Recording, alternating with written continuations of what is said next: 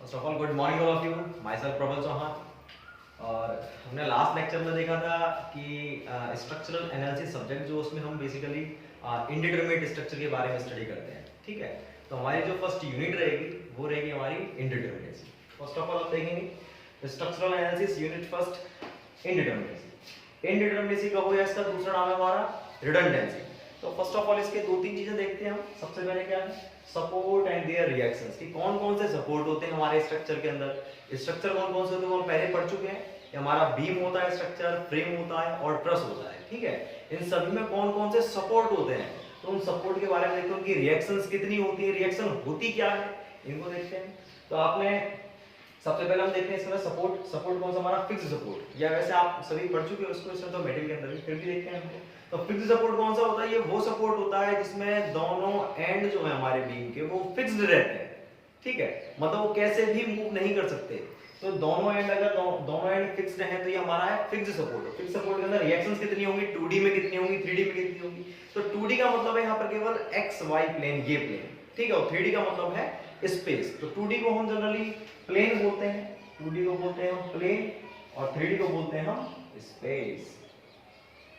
Clear है। तो हम सबसे पहले देखते हैं फिक्स सपोर्ट के अंदर कितनी रिएक्शंस होंगी। तो रिएक्शंस निकालने का सिंपल सा एक फंडा है। 2D वाले तो सबको पता होंगे, 3D की हमें नहीं पता होती है, इसलिए बता रहा हूं। रिएक्शंस निकालने का सिंपल सा ये फंडा है कि जो न्यूटन है उसका थर्ड लॉ आपको देखना है, action is equals to reaction. ठीक है, तो जो एक्शन होगा उसके अकॉर्डिंग ही रिएक्शंस होंगी। तो एक्शन कहां पर है वैसे हमारी देखनी।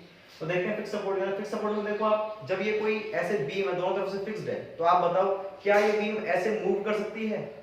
ऐसे मूव नहीं कर पाएगी, एक्स डायरेक्शन में मूव नहीं कर पाएगी। नहीं कर पाएगी मतलब कोई रोकने वाला है, रोकने वाला मतलब रिएक्शन है।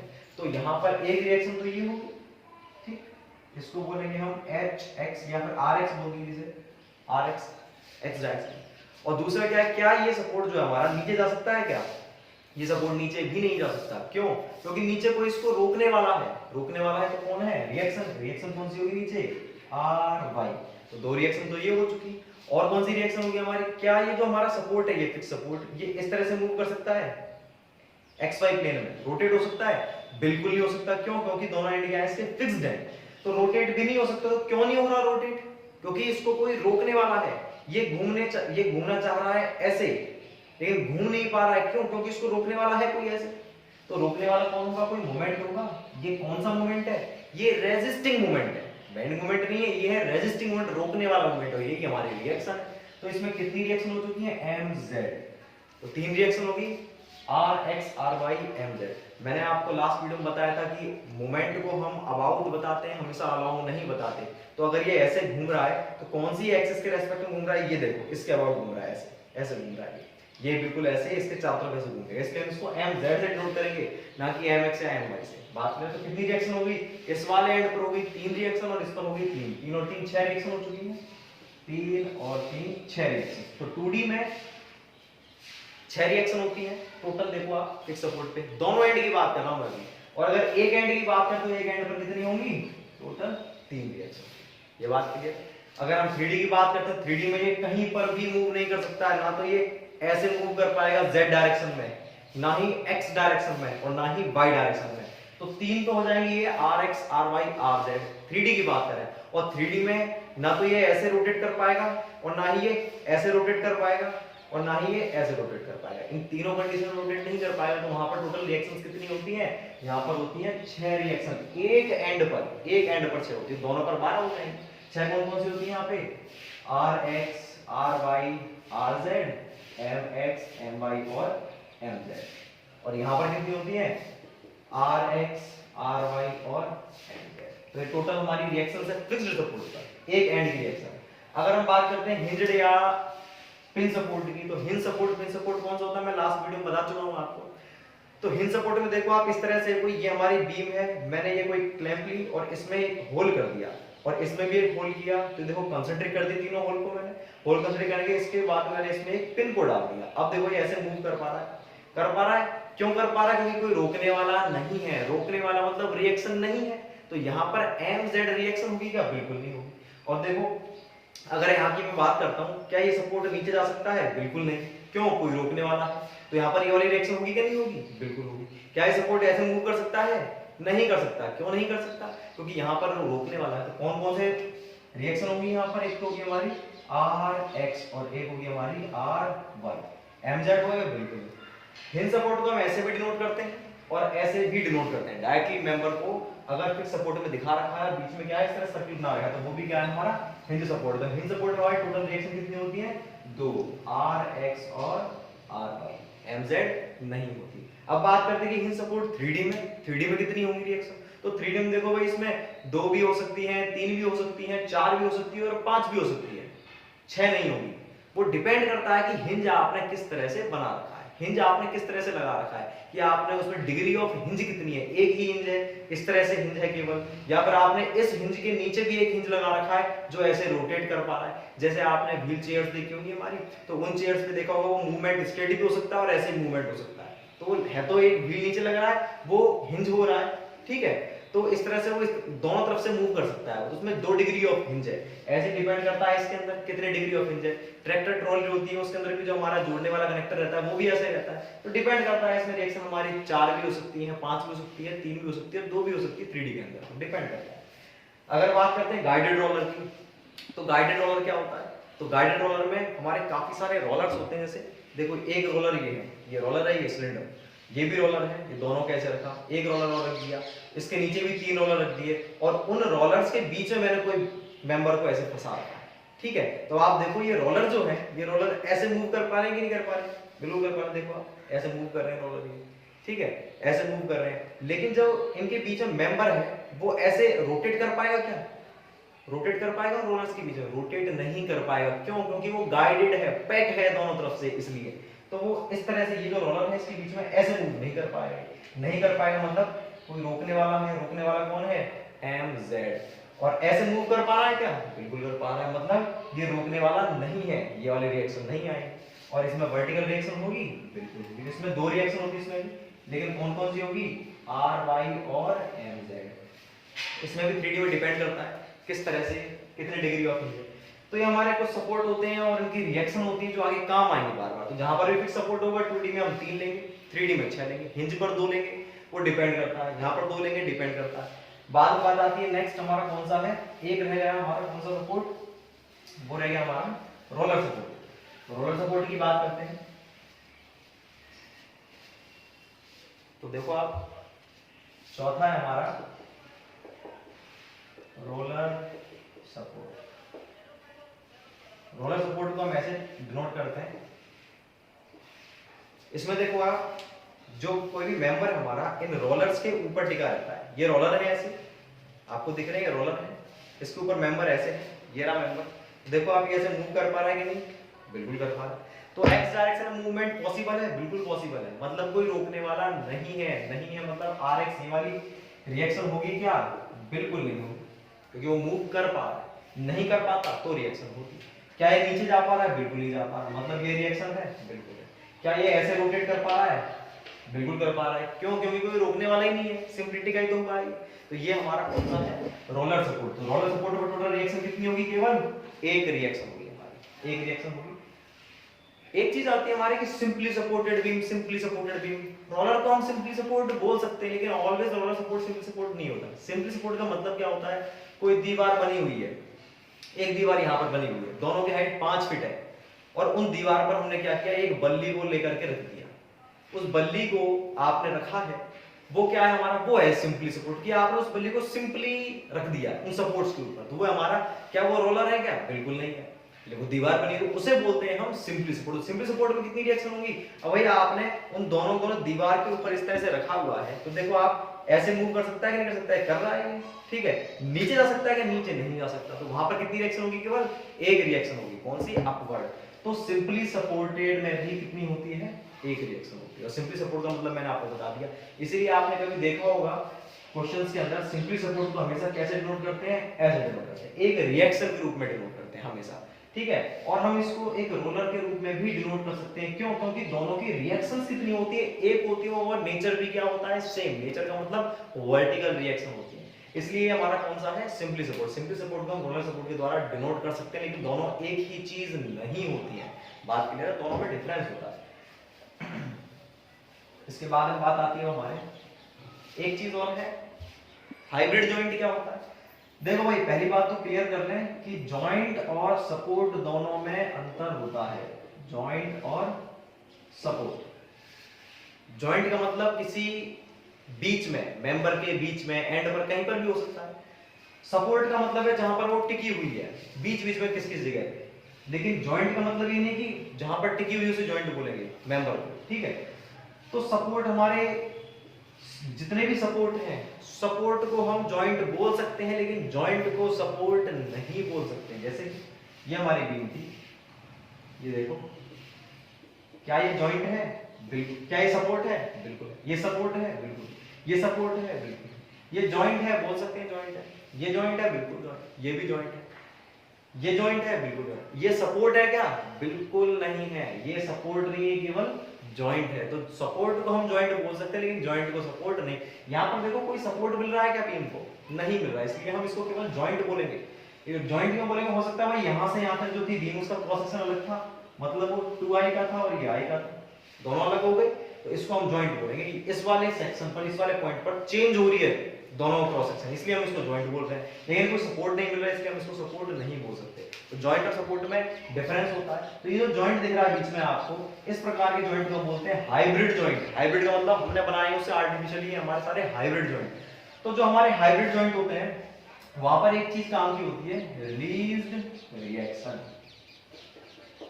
इसको स्मॉल आर आर जब नोट करते हैं, तो जो हमारे हाइब्रिड जॉइंट होते हैं उस पर कितनी रिलीज रिएक्शन होती है वो देखते हैं। तो हाइब्रिड जॉइंट ये है हमारा, ये हमारा इंटरनल हिंज। तो जो इंटरनल हिंज आपको दिख रहा है, ये हमारा हाइब्रिड जॉइंट है। यहां पर रिलीज रिएक्शन कितनी है? Are are. 2D में कितनी है और 3D में। पहली बात तो रिलीज रिएक्शन का मतलब क्या है? रिलीज रिएक्शन का मतलब है, कल लास्ट डे हमने देखा था कि जो हमारी इक्विलिब्रियम कंडीशन होती है, 2D में 3 होती है, 3D में 6 होती है। तो उन कंडीशन के अलावा हमें और कौन सी कंडीशन मिल रही है? कितनी रिएक्शंस यहां से रिलीज हो रही हैं जो हमारी इक्विलिब्रियम कंडीशन को इंक्रीज कर रही है, वो है हमारी रिलीज्ड रिएक्शन। कितनी रिएक्शन हमें मिल रही है? एक्स्ट्रा, एडिशनल मिल रही है हमें। तो देखो इस वाले जॉइंट में ये जो हिंज है, इस तरह से हिंज है, ये इस तरह से, तो यहां पर देखो ऐसा मूवमेंट हो सकता है कि नहीं हो सकता? भाई हिंज है तो ऐसा मूवमेंट हो सकता है ना। ऐसा हो सकता है मतलब मूवमेंट की वैल्यू क्या है? टोटल सम 0 होना चाहिए। यहां पर मूवमेंट की वैल्यू 0 आएगी, रोकने वाला ही नहीं है, तो मतलब मूवमेंट 0 होगा। 0 होगा तो यहां पर हमें एक कंडीशन मिल चुकी है एक्स्ट्रा। तो जो एक कंडीशन मिली है उसी को हम बोलेंगे रिलीज्ड रिएक्शन। एक रिएक्शन मिली है हमें अलग से इसका इक्विलिब्रियम कंडीशन क्या। तो यहाँ पर 3 इक्विलिब्रियम कंडीशन का तो यूज करेंगे कौन सी? समेशन fx बराबर 0, समेशन fy बराबर 0, समेशन mz बराबर 0। साथ में मान लो ये a है पॉइंट, तो ma बराबर 0। तो कितनी रिएक्शन होगी टोटल हमारे पास? 4। इसने कितनी दे दी एक्स्ट्रा? 1 दी है। इसी को बोलेंगे हम रिलीज्ड रिएक्शन। जनरली इसको हम कैसे नोट करेंगे? m-1 से, कि किसी भी इंटरनल हिंज पर कितनी रिलीज रिएक्शन होती है? 2D में होती है m-1 और 3D में होती है 3 × m-1। अब ये समझ नहीं आया कि m-1 क्यों लिख रहे हैं, जबकि यहाँ पर तो केवल एक होती है, इसको एक लिखो। बात क्या है एक्चुअल में कि ये तो मैंने आपको केवल एक बीम दिखाई है सिंपली, जहां पर 2 मेंबर जुड़ रहे हैं। अगर मान लीजिए इस तरह से कोई फ्रेम होता है, 3 मेंबर जुड़े हुए हैं, तो यहाँ पर कितनी होगी रिलीज रिएक्शन? तब भी एक ही होगी क्या? नहीं, तब होगी यहाँ पर 2। किन्हीं 2 मेंबर पर हम मोमेंट की वैल्यू को 0 मानेंगे। तो इस वाले केस में 2 होगी, तो 2 को कैसे डिनोट करें हम?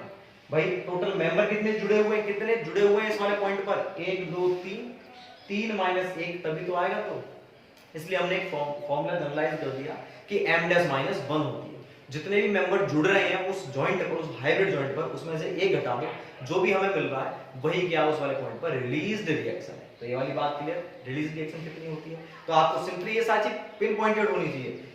इंटरनल हिंज पर रिलीज रिएक्शन कितनी होती है 2D में?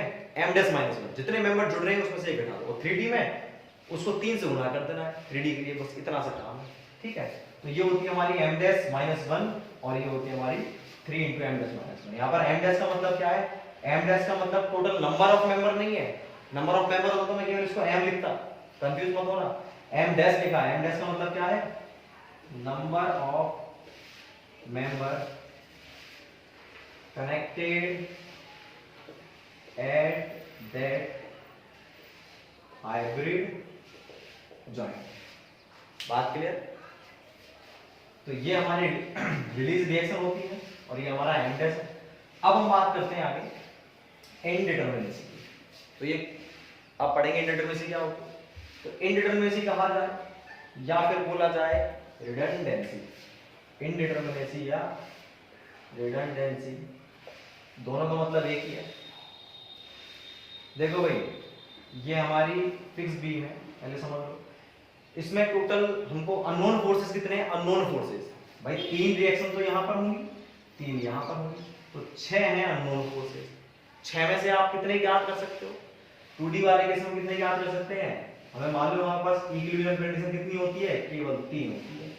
तो अननोन है 6 और इक्विलिब्रियम कंडीशन कितनी है? Summation fx summation fy summation mz बराबर 0 0। 3 कंडीशन है, 6 अननोन है। तो आप इनकी सहायता से ज्यादा 3 अननोन फोर्सेस को निकाल सकते हो, बाकी 3 तो रह ही जाएंगे। तो इस फिक्स्ड बीम के अंदर हम केवल 3 फोर्सेस को निकाल सकते हैं with the help of equilibrium condition. 3 unknown forces को नहीं निकाल पाएंगे। नहीं निकाल, कितने को डिटरमिनेट नहीं कर सकते? कितने डिटरमिनेट नहीं है इसमें? 3। तो इसको बोलेंगे हम 3 डिग्री इनडिटरमिनेट। तो इसकी इनडिटरमिनेसी कितनी है? 3 है। बात क्लियर है? इनडिटरमिनेसी क्या होती है? तो इनडिटरमिनेसी को सिंपल अगर मैं एक लाइन में बोलूं तो क्या होगी? ये उन अननोन फोर्सेस की संख्या होती है जिनको हम इजीली कैलकुलेट नहीं कर पाते। इजीली का मतलब with the help of equilibrium condition. तो इनडिटरमिनेसी क्या है?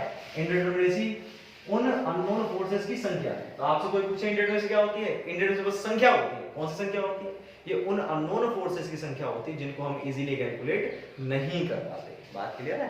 तो अब हम आगे देखते हैं। अब ये डिपेंड करता है इनडिटरमिनेसी जो है हमारी किस किस चीज पर निर्भर करती है, कौन कौन सी होती है। ये तो केवल मैंने एक्सटर्नल बताए थे आपको।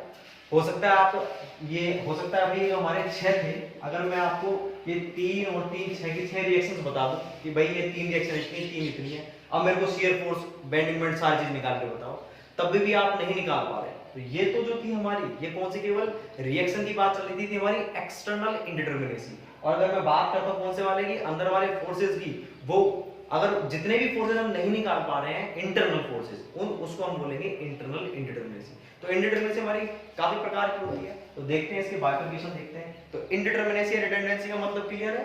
सिंपली क्या होता है? ये उन अननोन फोर्सेस की संख्या है जिनको हम इक्विलिब्रियम कंडीशन की सहायता से नहीं ज्ञात कर सकते। ठीक है? अब वो जो हमारे अननोन फोर्सेस हैं वो हमारे एक्सटर्नल भी हो सकते हैं, इंटरनल भी हो सकते हैं। तो इनडिटरमिनेसी देखो आप हमारी कितने प्रकार की होती है। एक होती है हमारी स्टैटिक और एक होती है हमारी काइनेमेटिक। दोनों एक दूसरे का अपोजिट है बिल्कुल। फर्दर देखेंगे, बहुत इंपॉर्टेंट है काइनेमेटिक समझने के यूजे। इसमें इसको हम DS से डिनोट करते हैं, degree of static indeterminacy. D K degree of kinematic indeterminacy. Static हमारी दो होती है, कौन कौन सी? एक्सटर्नल, एक्सटर्नल को डिनोट करेंगे DSE से, और एक होती है हमारी इंटरनल, इंटरनल को डिनोट करेंगे हम DSI से। Degree of external static इनडिटरमिनेसी, degree of internal static इनडिटरमिनेसी। जो हमारी एक्सटर्नल होती है, ये एक्सटर्नल का मतलब क्या है? जो बाहर बाहर के सपोर्ट है उन पर। तो ये कौन सी होगी हमारी? Depends on external reactions and supports. और इंटरनल किस पे डिपेंड करेगी? Depends on internal member arrangement and forces. ये करती है हमारी डिग्री ऑफ फ्रीडम, DOF। ये वाली जो हमारी एक्सटर्नल केवल किस पर डिपेंड करेगी? जो हमारे बाहर के अननोन फोर्सेस हैं। बाहर के अननोन फोर्स कौन से? रिएक्शन। इंटरनल किस पर डिपेंड करेगी? मेंबर का अरेंजमेंट कैसा किया हुआ है आपने। मेंबर का अरेंजमेंट तो केवल किस में होगा? ट्रस और फ्रेम होगा, बीम में तो होगा, तो सिंपल स्ट्रेट मेंबर होगी। और किस पर डिपेंड करेगी? उसमें कितने इंटरनल फोर्सेस हैं अननोन, उस पर डिपेंड करती है। काइनेमेटिक्स पर डिपेंड करेगी डिग्री ऑफ फ्रीडम। ये हमारा अलग पार्ट है, इनसे इसको इन दोनों में इन्वॉल्व ना करेंगे, हम देखेंगे ये अलग चीज है, देखेंगे इसे हम। तो फर्स्ट ऑफ ऑल हम पढ़ेंगे इसके बारे में degree of static degree of static external, internal, after that static, उसके बाद में हम पढ़ेंगे। ठीक है, तो हमें देखो 4 पार्ट पढ़ने। पहला पढ़ेंगे हम डिग्री ऑफ एक्सटर्नल इंडिटरमिनेसी, फिर इंटरनल, और उसके बाद में फिर स्टैटिक, और फिर काइनेमेटिक। और इन चारों में भी तीनों स्ट्रक्चर की ये, तीनों की ये, मतलब टोटल कितने हो गए? 12 पार्ट पढ़ने हैं हमें, और 12 के बारे में याद रखने हैं। एग्जाम पॉइंट ऑफ व्यू से बहुत इंपॉर्टेंट है, इसका क्वेश्चन 100% आता है, लगभग बड़े एग्जाम्स में जरूर आता ही आता है। अगर थ्योरी ऑफ स्ट्रक्चर का है, स्ट्रक्चर से कोई क्वेश्चन आया है, वहां पर डिग्री ऑफ इंडिटरमिनेसी का क्वेश्चन तो जरूर आता है, ये मेहमान क्वेश्चन से ही। तो फर्स्ट ऑफ ऑल हम पढ़ेंगे डिग्री ऑफ एक्सटर्नल इंडिटरमिनेसी के बारे में। तो अब हम देखते हैं एक्सटर्नल इंडिटरमिनेसी, इसको कैसे कैलकुलेट किया जाए। होती क्या है, पहले ये समझते हैं कि ये उन अननोन रिएक्शंस को, उन अननोन फोर्सेस को बताएगी जो एक्सटर्नली इंडिटरमिनेट है। तो एक्सटर्नल कौन-कौन से फोर्स हम पढ़ चुके हैं ऑलरेडी फर्स्ट लेक्चर में। एक्सटर्नल फोर्सेस का मतलब किससे? केवल और केवल रिएक्शंस। तो इस इंडिटरमिनेसी का मतलब किस चीज से है कि एक्सटर्नली कितने सपोर्ट रिएक्शंस ऐसी हैं जिनको हम इजीली कैलकुलेट नहीं कर पा रहे हैं, बस। तो एक्सटर्नल इंडिटरमिनेसी का मतलब किससे? केवल सपोर्ट रिएक्शन से, इसके अलावा कोई इंटरनल चीज का इसमें कोई इंटरफेरेंस नहीं है। तो हम देखेंगे इसका फार्मूला कैसे बनाएंगे। तो फार्मूला बनाने से पहले मैं आपको बताता हूं जो हम पहले पढ़ चुके हैं। सिंपली देखो, जैसे हमारी ये बीम थी, ठीक है, फिक्स्ड बीम। तो फिक्स्ड बीम में हमें देखना है इसमें कितने सपोर्ट फोर्सेस हैं, जिन फोर्सेस या रिएक्शंस हैं जिनको हम कैलकुलेट नहीं कर पा रहे हैं इक्विलिब्रियम कंडीशन की सहायता से। तो यहाँ पर कितने हैं? 3। भाई एक तो ये है, एक वर्टिकल, एक मूवमेंट, और यहाँ पर भी 3 है अननोन फोर्सेस। तो टोटल अननोन फोर्स कितने हैं इसके अंदर? 3 और 3 6। इस फिक्स्ड बीम में टोटल अननोन फोर्सेस हैं 6, और हमारे पास इक्विलिब्रियम कंडीशन कितनी है?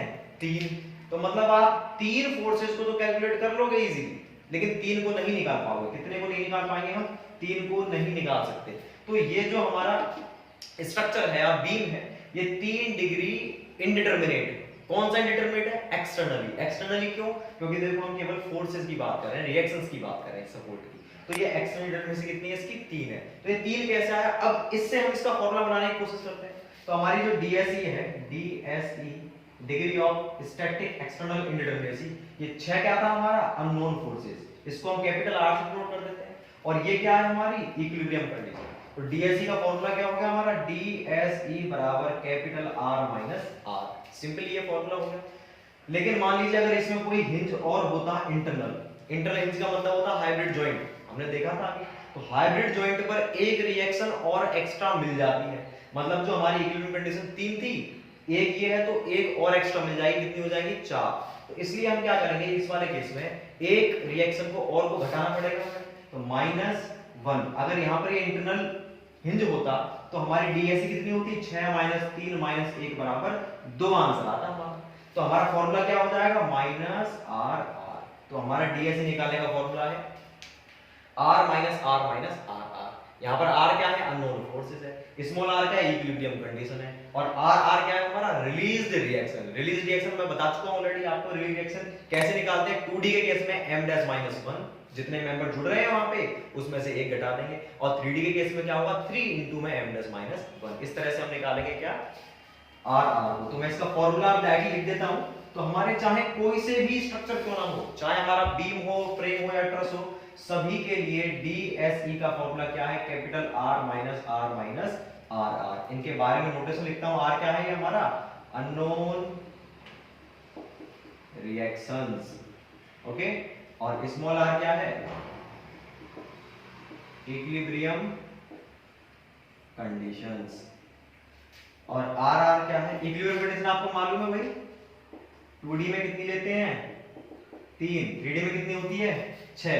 R का मतलब क्या है? Released reaction. ये भी आपको मालूम है, 2D में होता है m'-1 और 3D में 3 into m'-1। ये 2D में है, ये 3D में है। इनका यूज करेंगे, निकालेंगे। अब चाहे स्ट्रक्चर हमारा बीम हो, चाहे फ्रेम हो, चाहे ट्रस हो, कुछ भी हो, इन तीनों में से तीनों के लिए सेम फॉर्मूला है। ट्रस के लिए नहीं है ये फॉर्मूला, ट्रस वाले केस में R नहीं होगा। क्यों नहीं होगा बताऊंगा आपको। बीम और फ्रेम जहां पर इंटरनल हिंज है या फिर हाइब्रिड जॉइंट है, वहां पर इसका यूज करेंगे, जहां पर नहीं है 0। अब कुछ पॉइंट जो हमारे याद रखने के बहुत इंपॉर्टेंट पॉइंट है, उनको मैं आपको बताता हूं कि तो देखिए भाई, इंपॉर्टेंट पॉइंट कौन कौन से। पहला पॉइंट तो है हमारा कि बीम के केस में जब भी कोई लोडिंग गिवन नहीं है तो उसको हम मानेंगे जनरल लोडिंग। ठीक है, जनरल लोडिंग का मतलब क्या है? जनरल लोडिंग का मतलब है इंक्लाइंड लोड। तो बीम में मान लो ऐसे, इसका आपको डायरेक्टली बोल दिया, इसकी DSE निकालो, एक्सटर्नल इंडिटरमिनेसी। यहाँ पर कोई लोड गिवन है क्या? नहीं है। नहीं है गिवन तो हम क्या मानेंगे? General loading. मतलब इस पर कैसा लोड लग रहा है? ऐसा। भाई लोड गिवन नहीं है, इसका मतलब उस बीम को प्रीडिफाइन नहीं किया कि इसके ऊपर फ्यूचर में कोई सा भी लोड लग सकता है। तो हम कौन सा मानेंगे? हम तो वर्स्ट से वर्स्ट मानेंगे, इंक्लाइंड। इंक्लाइंड वर्स्ट क्यों है? क्योंकि इसमें देखो हॉरिजॉन्टल कंपोनेंट भी है और वर्टिकल कंपोनेंट, दोनों ही कंपोनेंट है। इसलिए हम हमेशा क्या मानेंगे? जनरल लोडिंग या इंक्लाइंड लोड। कब? जब बीम पर कोई लोडिंग गिवन नहीं है। ठीक है, और जब ये वाला केस है, पहला केस ये है जब कोई लोड गिवन नहीं होता, तो हम ये जनरल लोडिंग मानेंगे। और उस वाले केस में हम तीनों तो इक्विलिब्रियम कंडीशन का यूज करेंगे, summation fx, summation fy, summation mz। और साथ में हम जो इसमें जो रिएक्शंस है, रिएक्शन भी हम जितनी आ रही है टोटल काउंट करेंगे। यहाँ पर 3 आती है तो 3 की 3 काउंट करेंगे, यहाँ पर भी हम 3 की 3 काउंट करेंगे। तो ये हमारा पहला पॉइंट। दूसरा पॉइंट क्या है? दूसरा पॉइंट है हमारा कि अगर बीम के केस में आपको वर्टिकल लोड गिवन है, बीम के केस में अगर वर्टिकल लोड दे दिया तो क्या करेंगे? भाई देखो वर्टिकल लोड गिवन है, इसका मतलब क्या है? एक्शन क्या है? वर्टिकल। वर्टिकल तो रिएक्शन, ये वर्टिकल रिएक्शन आएंगे कि नहीं आएंगी? बिल्कुल आएंगी। और जब वर्टिकल रिएक्शन आ रही है, इस लोड के कारण डिस्टेंस को मिली रही है, तो ये मोमेंट भी डेवलप होगा। आप ये बताइए क्या इसमें हॉरिजॉन्टल रिएक्शंस आएंगी क्या? बिल्कुल नहीं आएंगी। जब हॉरिजॉन्टल एक्शन ही नहीं है तो हॉरिजॉन्टल रिएक्शन भी नहीं होंगी। तो इस वाले केस में टोटल कितने फोर्सेस आ रहे हैं? रिएक्शंस 2 और 2 4। इस वाले केस में टोटल 4 रिएक्शंस को हम काउंट करेंगे, 6 रिएक्शंस नहीं आएंगी। यहाँ पर 3 क्यों नहीं आएंगी मैं बता चुका हूँ। हॉरिजॉन्टल एक्शन नहीं है तो रिएक्शन भी है। जब हॉरिजॉन्टल एक्शन नहीं है, रिएक्शन भी नहीं है, तो जो हमारी इक्विलिब्रियम कंडीशन थी समेशन fx बराबर 0, क्या इसका यूज कर सकते हो? कर ही नहीं सकते। जब वो है ही नहीं दोनों चीजें, तो इसका यूज भी नहीं करेंगे। इस वाले केस में हम R3 नहीं लेकर कितना लेंगे? 2। तो ये बहुत इंपॉर्टेंट पॉइंट था, आपको ध्यान रखना है कि बीम वाले केस में लोडिंग गिवन है या नहीं। अगर नहीं है तब तो कोई दिक्कत नहीं, हमारा सिंपल प्रोसीजर चलेगा, इंक्लाइन लोड मानेंगे। और अगर गिवन है वर्टिकल लोड तो उस वाले केस में हम क्या करेंगे? रिएक्शंस को मानेंगे 2। केवल वर्टिकल रिएक्शन रहेगी, हॉरिजॉन्टल रिएक्शन नहीं आएगी, और ना ही हॉरिजॉन्टल इक्विलिब्रियम कंडीशन का यूज करेंगे। तो ये 2 पॉइंट थे। और तीसरा पॉइंट क्या है? ये तो रही बात हमारे बीम की। अब बात आती है हमारे किस चीज की? फ्रेम की बात आती है। तो फ्रेम वाले केस में, फ्रेम हो चाहे ट्रस हो, इन दोनों के केस में लोडिंग का कोई फर्क नहीं पड़ेगा। चाहे वर्टिकल लग रहा हो, चाहे हॉरिजॉन्टल, चाहे लग रहा है नहीं लग रहा है, कोई मतलब नहीं है। क्यों मतलब नहीं है? क्योंकि देखिए आप फ्रेम के केस में, ये हमारा फ्रेम है, इसमें मैंने वर्टिकल लोड लगा दिया। ये वर्टिकल लोड लगाने के बाद में भी यहाँ पर ऐसा नहीं है कि केवल वर्टिकल रिएक्शन आएगी, ये हॉरिजॉन्टल नहीं आएगी। यहाँ पर हॉरिजॉन्टल रिएक्शन आएगी। क्यों आएगी? ये वर्टिकल लोड लग रहा है, जो सपोर्ट है, सपोर्ट पर डायरेक्टली मेंबर अटैच, पूरा पूरा जो इसका लोअर बोर्ड मेंबर है डायरेक्टली अटैच्ड नहीं है, किसके द्वारा जुड़ा हुआ है? एक मेंबर के द्वारा। और अगर ये यहाँ पर ये रिएक्शन नहीं होती तो ये डेफिनेटली इस तरह से पकड़ रहा है। समझ रहे? तो कौन रोक रहा है इसको? हॉरिजॉन्टल रिएक्शन रोक रही है और ये मोमेंट रोक रहा है। इसलिए यहाँ पर तीनों के तीनों रिएक्शंस को लेंगे हम, यहाँ पर भी तीनों रिएक्शंस को लेंगे। बात क्लियर है? तो फ्रेम और ट्रस के केस में इनका फर्क पड़ता नहीं। ट्रस में तो क्या मतलब ही नहीं है, क्योंकि ट्रस में सारे जॉइंट क्या होते हैं? हमारे पिन या हिंज जॉइंट होते हैं। तो ये 3 पॉइंट आपको ध्यान रखने हैं। फिर से बता देता हूं, अगर बीम वाले केस में कोई लोडिंग गिवन नहीं है तो हम उसे इंक्लाइन लोड मानेंगे, और जितने भी उस वाले केस में जो फोर्सेस लग रहे हैं सबको काउंट करेंगे, हम सारी इक्विलिब्रियम कंडीशन को काउंट करेंगे। सेकंड थिंग क्या है? अगर हमारी बात करते हैं हम किसकी? ट्रस बीम वाले केस में अगर वर्टिकल लोड गिवन है तो वर्टिकल लोड गिवन होने पर केवल 2 ही रिएक्शंस मानेंगे, हॉरिजॉन्टल ना तो रिएक्शन को मानेंगे और ना ही इक्विलिब्रियम कंडीशन को। थर्ड पॉइंट क्या है? फ्रेम और ट्रस में लोड का कोई इफेक्ट नहीं पड़ता है। उसके बाद बात आती है कि अगर आपको क्वेश्चंस में कंफ्यूज करेगा, कैसे? आपको बोलेगा पिन जॉइंटेड फ्रेम, कि जो पिन जॉइंटेड फ्रेम है इसकी इंडिटरमिनेशन का। अब आप इससे कंफ्यूज हो गए कि उसने पिन जॉइंटेड लिख दिया लेकिन फ्रेम लिख दिया। हमेशा ध्यान रहे, चाहे वो कुछ भी बोले, आपको केवल जॉइंट से पकड़ना है कि वो स्ट्रक्चर कौन सा है, आपको जॉइंट देखना है। जॉइंट अगर पिन है तो वो ट्रस है, चाहे वो फ्रेम लिखे, चाहे बीम लिखे, चाहे ट्रस, कुछ भी लिखे, हमें केवल इससे मतलब है। तो ये क्या है हमारा? पिन जॉइंटेड फ्रेम का मतलब क्या है? ट्रस है। अगर वो यहाँ पर बोलता है रिजिड जॉइंटेड ट्रस, तो जॉइंट कैसा है? रिजिड है, तो क्या होगा हमारा? हमेशा फ्रेम होगा। तो आपको केवल जॉइंट देखना है कौन सा है, फिर पीछे चाहे वो कुछ भी बोले, ठीक है। दूसरी बात, प्लेन का मतलब होता है 2D और स्पेस का मतलब होता है 3D। एंड सेकंड थिंग, आपको कभी भी किसी क्वेश्चन में कुछ भी नहीं दिया हुआ, ना ही आपको बताया हुआ कि 2D है 3D है, तो आप हमेशा क्या मानोगे, उसको 2D ही मानोगे। अब हम कुछ एग्जांपल करते हैं, उससे आपको क्लियर होगा ज्यादा। एग्जांपल फर्स्ट देखिए, यही हमारा DSE निकालनी है हमें। तो DSE निकालने का फॉर्मूला आपको मालूम है क्या होता है, capital R minus R minus RR। देखो भाई इसमें रिएक्शन कितनी होगी, 1 2 3, 3 इस वाले एंड पर 3 इस वाले एंड पर, टोटल रिएक्शन कितनी है 6 माइनस R। इक्विलिब्रियम कंडीशन कोई लोड गिवन है क्या, लोड गिवन नहीं है, तो जनरल लोडिंग मतलब इंक्लाइन लोडिंग मानेंगे, और उस वाले केस में हम टोटल कितने लेंगे, जितनी भी इक्विलिब्रियम कंडीशन होती है सारी की सारी लेंगे। यहाँ पर किसी प्रकार का इंटरनल हिंज है क्या, नहीं है, तो रिलीज रिएक्शन कितनी होगी हमारी 0। आंसर क्या आ गया। तो ये 3 डिग्री इंडिटरमिनेट है। अब इसका मतलब समझते हैं क्या है, इसका मतलब ये है कि इस 3 और 3 6 अननोन रिएक्शन में से कोई 3 रिएक्शन ऐसी हैं जिनको हम कैलकुलेट नहीं कर पा रहे। 3 को तो कर लेंगे, 3 को नहीं कर पा रहे, ये है इसका मतलब। बात क्लियर है।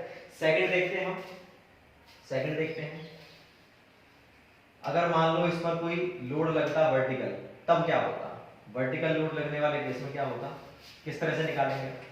वर्टिकल लोड लग रहा है तो बताओ वर्टिकल रिएक्शन होगी, बिल्कुल होगी। ये मूवमेंट होगा, बिल्कुल होगा। क्या हॉरिजॉन्टल रिएक्शन होगी, बिल्कुल नहीं होगी। हॉरिजॉन्टल एक्शन ही नहीं है तो रिएक्शन भी नहीं होगी। तो यहाँ पर कितनी हुए, केवल 2, और 2 ही यहाँ पर रिएक्शंस होंगी, मोमेंट और वर्टिकल रिएक्शन, मोमेंट और वर्टिकल रिएक्शन 4। तो अब देखो आप DSE बराबर R minus R minus RR बराबर ये कितना है 4 माइनस। अब यहाँ पर इक्विलिब्रियम कंडीशन कितनी लेंगे, 3 या 2, केवल 2 लेंगे हम, क्योंकि जब हॉरिजॉन्टल एक्शन नहीं है, रिएक्शन नहीं है, तो हॉरिजॉन्टल इक्विलिब्रियम कंडीशन का यूज भी नहीं कर सकते। तो कितना लेंगे हम 2 माइनस 0। तो हमारा आंसर क्या आ गया 2 आ। इसको बहुत लोग गलत करते हैं, कुछ तो क्या करते हैं यहाँ पर रिएक्शन ले ली 6 लेकिन ये ले लिया 2, आंसर आ गया 4। कुछ क्या करते हैं, ये ले लिया 4 और ये ले ली रिएक्शन 3, आंसर आ गया 1। क्या है, बिल्कुल गलत है, ये इसका बिल्कुल करेक्ट आंसर। उसके बाद और नेक्स्ट देखते हैं क्वेश्चंस। अगर ये ऐसा क्वेश्चन होता, फिक्स्ड बीम है, बीच में कोई हिंज लग रहा है, तो देखो इस वाले केस में क्या होगा, 3 रिएक्शन यहाँ पर, 3 रिएक्शन यहाँ पर, 6, तो टोटल रिएक्शन कितनी हो चुकी है हमारी 6 minus equilibrium condition 3 minus R होता था। आर कितना है 2D वाले केस में, आर हमारा कितना होता है, जितने भी मेंबर जुड़ रहे हैं उसमें से 1 घटा दो, m डैश माइनस 1, 2 जुड़ रहे हैं तो 2 माइनस 1 बराबर 1। हमारा आंसर क्या आ गया 2 आ गया। बात क्लियर है। 1 इंच और होता तो 1 और घटा दो माइनस 1, तो आंसर जाता हमारा 1। तो इस तरह से हम निकालते हैं। और भी देखते हैं आगे क्वेश्चंस। एक होता है हमारा भाई प्रॉप्ड कैंटिलीवर। प्रॉप्ड कैंटिलीवर क्या होता है, इसके बारे में बहुत सारे मिथ्स हैं। प्रॉप्ड कैंटिलीवर देखिए, प्रॉप्ड कैंटिलीवर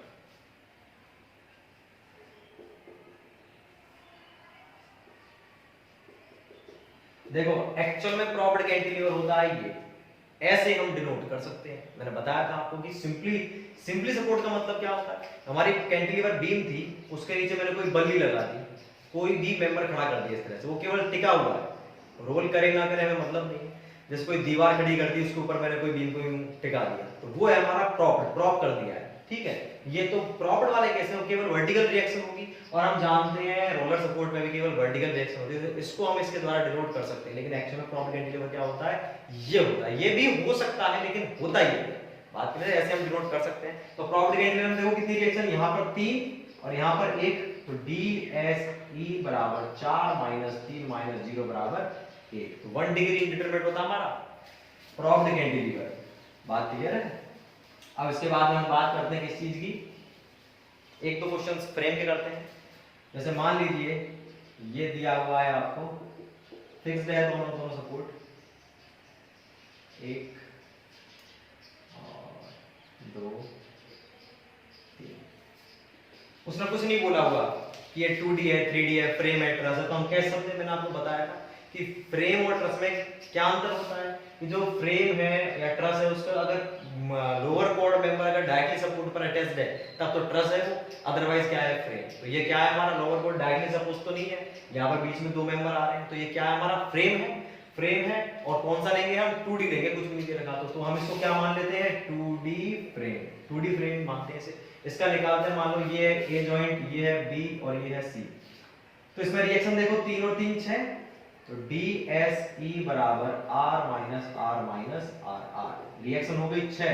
इक्विलिब्रियम कंडीशन कितनी लेंगे हम 3 कंप्लीट लेंगे, लोड का कोई इफेक्ट नहीं पड़ता। मान लो लोड भी लग रहा है इस पे, लोड लगने पर भी हम कितनी लेंगे 3 और ये कितनी लेंगे 6 की 6 लेंगे, क्योंकि इन पर लोड का कोई प्रभाव नहीं पड़ता। अब बात आती है R को कैसे लिया जाए। A पर देखो टोटल मेंबर कितने जुड़ रहे हैं 3 जुड़ रहे हैं और हम जानते हैं R कितनी होती है m-1। जितने भी मेंबर जुड़ रहे हैं उस जॉइंट पर उसमें से एक घटाना, 1 2 3, 3 माइनस 1 बराबर 2। इस वाले जॉइंट पर कितनी होगी 2 मेंबर जुड़ रहे हैं तो 2 माइनस 1 बराबर 1 और इस वाले पर कितनी होगी हमारे 4 जुड़ रहे हैं, 4 माइनस 1 बराबर 3। तो कितना हो गया हमारा 6, 3 और 3 6, 2 और 1 माइनस 3। तो हमारा कितना आ चुका है DSE बराबर -3। अब आप समझोगे सर ये -3 का मतलब क्या है, -3 हो भी सकता है या नहीं, बिल्कुल हो सकता है। -3 का मतलब क्या है, -3 मतलब इतना सा है, मान लीजिए हमारे पास इक्वेशन है ये 6x + 9y = 7, 3x + 2y = 6। तो ये हमारे पास 3 इक्वेशन है, इक्वेशन 3 है, अननोन 2 है हमारे पास, मतलब हम किसी भी 2 इक्वेशन का यूज करके निकाल सकते हैं। एक इक्वेशन हमारे पास एक्स्ट्रा है, मतलब हम इजीली निकाल सकते हैं। कितना इजीली 1 डिग्री इजीली। तो इसका मतलब यही है कि जो हमारे अननोन है उससे 3 ज्यादा इक्वेशंस अवेलेबल है, तो और इजीली हम कैलकुलेट कर सकते हैं। ये है इसका -3 का मतलब, और कुछ भी नहीं है इसका मतलब। तो बात क्लियर है भाई। अगर ये बोलता, अगर ये बात करता है कि ये उसने हमें बोल दिया, एक क्वेश्चन ये है, उसने बोल दिया इसे 3D रिजिड जॉइंटेड ट्रस। अब क्या है 3D बोल दिया, बिल्कुल ठीक है। रिजिड जॉइंटेड हमें आगे देखना ही नहीं कि ट्रस लिख रहा है, फ्रेम लिख रहा है, बीम लिख रहा है, हमें देखना ही नहीं है। रिजिड जॉइंटेड का मतलब फ्रेम ही होता है। तो ये क्या है एक्चुअल में 3D फ्रेम है। तो 3D फ्रेम का कैसे निकालेंगे, DSE बराबर R माइनस R। तो ये R माइनस R किस तरह से निकाले हैं, तो इसमें देखो आप 3D के केस में फिक्स पर कितनी होती है रिएक्शन 6, यहाँ पर भी कितनी होती है 6। ध्यान रहे यहाँ पर आपको एक एक चीज का ध्यान रखना है, छोटी सी सिली मिस्टेक से पूरा गलत हो जाएगा। तो टोटल रिएक्शन होगी कितनी 12 माइनस इक्विलिब्रियम कंडीशन 3 नहीं ले लेना गलती से भी, यहाँ पर कितनी लेंगे 6 लेंगे। तो 3D में कितनी होती है 6 होती है। और यहाँ पर भी ध्यान रखना है R की वैल्यू 3D में कितनी होती थी भाई 3 × m-1। तो यहाँ पर कितनी होगी, मेंबर जुड़ रहे हैं 2, तो 3 × 2 - 1 बराबर 3। अगर आप 2D होता तो यहाँ पर 1 लेते, लेकिन अब कितना लेना पड़ेगा 3 लेना पड़ेगा। कितना आंसर आ गया हमारा DSE बराबर 3। बात क्लियर है। तो इस तरह से हम निकालते हैं कुछ चीजों को। तो आप क्वेश्चंस को करेंगे देख करके, अब आप चाहे बहुत सारी किताबें उठा लेना, सबको कर करके देख लेना, कोई दिक्कत नहीं है, आंसर आपको सेम मिलेगा। अगर आपको बोलता है इसके बारे में बात करता है, कहता है ये ट्रस है, इस ट्रस की निकालो, ये रोलर है और ये, तो ट्रस वाले केस में पहली बात मैं आपको बता रहा था कि ट्रस के केस में फॉर्मूला केवल इतना ही होगा, आर तो आएगा ही नहीं। क्यों नहीं आएगा, क्योंकि आपको मालूम है ट्रस में सारे जॉइंटिव पिन होते हैं, तो आर आने का तो कोई मतलब है ही, तो केवल इतना सा फॉर्मूला होता है इस वाले केस में अपना DSE बराबर, रिएक्शन कितनी होगी, यहाँ पर 2 होती है और यहाँ पर 1, 2 और 1 3 माइनस 3 बराबर 0। 0 का मतलब क्या है कि इसकी 0 डिग्री इंडिटरमिनेसी है, या फिर इसकी जो ये, इसको हम डिटरमिनेट स्ट्रक्चर बोल सकते हैं। बात ये डिटरमिनेट स्ट्रक्चर है। अगर यहाँ पर लोड लगता तब भी आंसर क्या आता हमारा सेम आता। तो ये कुछ बातें थी हमारी एक्सटर्नल इंडिटरमिनेसी से रिलेटेड। इसके बाद जो है हमारी इंटरनल इंडिटरमिनेसी को और स्टैटिक को आप इनके डिफरेंट क्वेश्चंस करेंगे, क्वेश्चंस बनाएंगे। फिर भी कोई अगर आपको डाउट होता है तो आप मेरे या तो कांटेक्ट नंबर पे डायरेक्टली या व्हाट्सएप मैसेज कर सकते हैं, या फिर आप YouTube पर ही कोई कमेंट सेक्शन में आप डाल सकते हो कि ये प्रॉब्लम आ रही है इस क्वेश्चन में या फिर ये गलत है। आप मुझे बता सकते हैं जो भी आपके आइडिया, जो भी आपके थॉट्स हैं। ठीक है, thank you so much. Next video में हम पढ़ेंगे internal indeterminacy as well as static and kinematic. ये तीनों बहुत इंपॉर्टेंट है और इन तीनों के अंदर जो काइनेमेटिक है उसको समझना बहुत इंपॉर्टेंट है। तो don't miss the classes. Thank you so much.